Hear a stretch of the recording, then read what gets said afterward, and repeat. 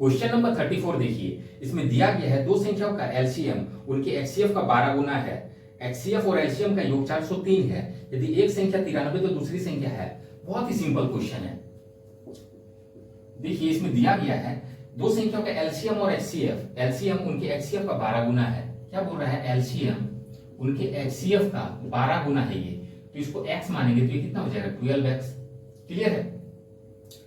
HCF और LCM का योग 403 है।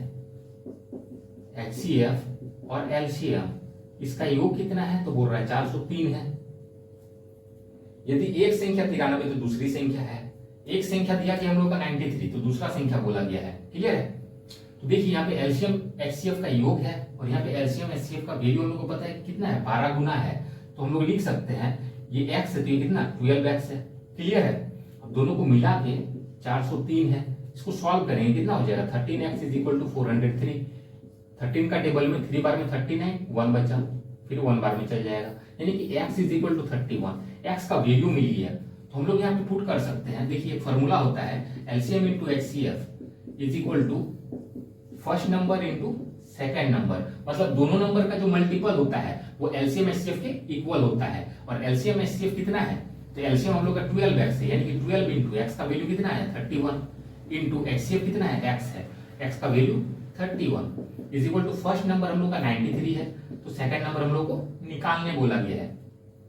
अब देखिए कैंसिल करिए, इसका टेबल में ये 3 बार में चल जाएगा और ये 3 का टेबल में 4 बार में, कितना होगा? 4 1 जा 4, 4 3 जा 12, तो सेकंड नंबर कितना आया? 124। क्वेश्चन नंबर 35 देखिए, इसमें दिया गया है दो संख्याओं के महत्तम समावर्तव्य तथा लघुत्तम समावर्तव्य क्रमशः 50 और 250 है। एलसीएम और एचसीएफ का वैल्यू हम लोग को दिया गया है। एलसीएम दिया गया है आप लोगों का 250 है और एचसीएफ ये 50 दिया गया है। पहली संख्या को 2 से भाग देने पर भागफल 50 प्राप्त होता है। तो पहला संख्या x मान लीजिए, इसको क्या बोल रहा है? 2 से भाग देंगे तो भागफल 50 प्राप्त होता है, तो भागफल ये हो जाता है। ठीक है? तो देखिए फॉर्मूला क्या कहता है, इसे इसको मल्टीप्लाई कर देंगे तो हम लोग क्या वैल्यू निकलता है? ये वाला वैल्यू निकल जाता है। इसे इसको मल्टीप्लाई करते हैं और रिमाइंडर को ऐड कर देते हैं, यानी कि शेषफल को ऐड कर देते हैं। क्लियर है?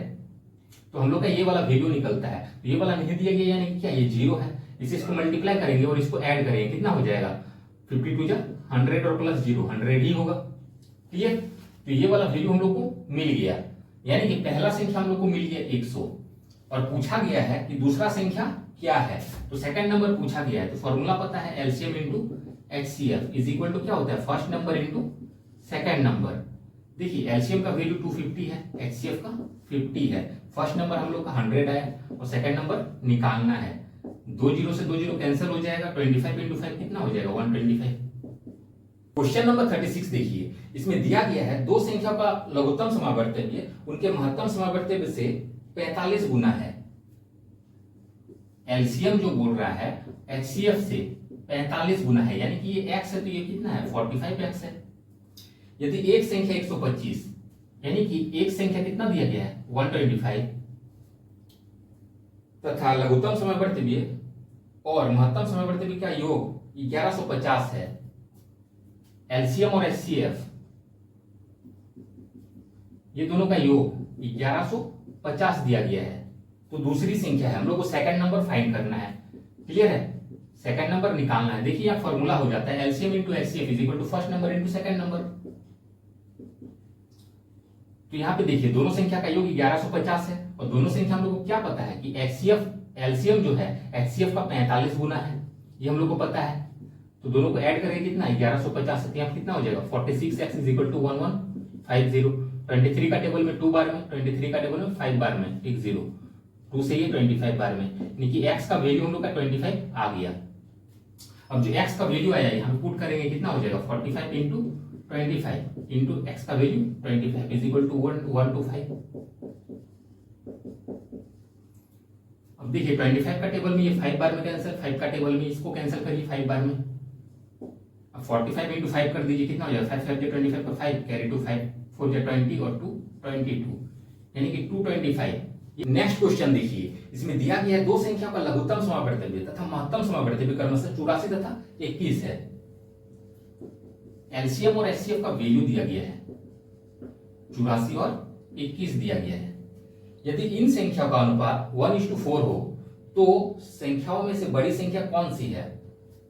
देखिए संख्याओं का रेशियो दिया गया, फर्स्ट नंबर है और सेकंड नंबर है, दोनों का रेशियो 1:4 का, तो बोल रहा है कि बड़ा संख्या है, यानी कि 4 का वैल्यू हम लोग को निकालना है, तो इसमें x लगा दीजिए, यानी कि 4x का वैल्यू हम लोग को निकालना है। अब फॉर्मूला क्या होता है? LCM into HCF is equal to first number into second number, तो यहाँ पे इंटू हो जाएगा, पुट कर दीजिए, फॉर्मूला पे आंसर आ जाएगा। तो देखिए 4 का टेबल में इसको कैंसिल करिए, 4 2 8, 4 1 4। अब यहाँ पे क्या हो गया? 21 into 21 is equal to x into x, क्या हो जाएगा? X square. क्लियर है? अब स्क्वायर हटेगा तो इधर क्या हो जाएगा? रूट हट जाएगा, तो स्क्वायर हटा दीजिए और यहाँ पे रूट चढ़ा दीजिए। अब रूट से निकालेंगे तो कितना निकलेगा? 21। क्लियर है? तो x का वैल्यू हम लोग का 21 आया। तो हम लोग को पूछा गया बड़ा संख्या क्या है, तो बड़ा क्या होगा? 4x का वैल्यू हम लोग को निकाल देना है। 4 इंटू एक्स का वैल्यू 21 है, मल्टीप्लाई करेंगे कितना होगा? 84। ये हम लोग का आंसर हो जाएगा। क्वेश्चन नंबर 38 देखिए, इसमें दिया गया दो संख्या का लघुत्तम समवर्तव्य 120 है, निम्न में से कौन सी संख्या इन संख्याओं का महत्तम समवर्तव्य नहीं हो सकता है? एलसीएम का वैल्यू दिया गया है, देखिए एलसीएम का वैल्यू दिया गया है 120 और पूछा गया है कि इनमें से, चार को ऑप्शन दिया गया है और पूछा गया है कि इनमें से कौन सा इसका एचसीएफ नहीं हो सकता है। एचसीएफ नहीं हो सकता है पूछा गया है, तो ये कॉन्सेप्ट को माइंड में रखिएगा। जो एचसीएफ का वैल्यू होता है, क्लियर है, वो एलसीएम को पूरा पूरी काट देता है। क्लियर है? मतलब उसका टेबल में ये आ जाता है, इतना समझ के रखिए। एचसीएफ का जो वैल्यू होता है वो एलसीएम को पूरा पूरी काट देता है। तो देखिए इसमें से कोई एक एचसीएफ का वैल्यू नहीं हो सकता है बोला गया है, तो देखिए किससे ये नहीं कटेगा। तो 8 से ये कट जाएगा, 12 से भी ये कट जाएगा, 24 से भी कट जाएगा, सिर्फ इससे नहीं कटेगा। क्लियर है? तो एचसीएफ का वैल्यू 37 नहीं हो सकता है।